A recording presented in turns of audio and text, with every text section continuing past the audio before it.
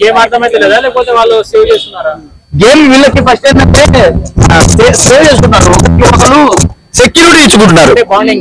Bonding అంటే bonding కనబడకుండా bonding పెంచుకుంటున్నారు, సెక్యూరిటీ ఇచ్చుకుంటున్నారు.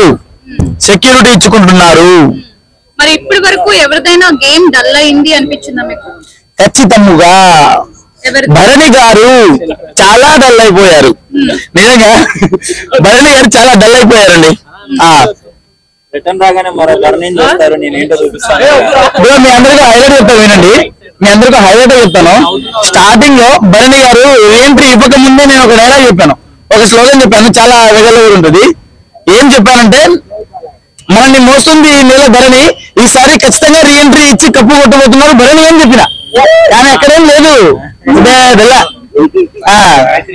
అట్లా అంత పవర్ఫుల్ డైలాగ్ అప్పటికప్పుడు ఆలోచించి చెప్పినప్పుడు నా డైలాగ్ కి వాల్యూ లేకుండా చేసిండు.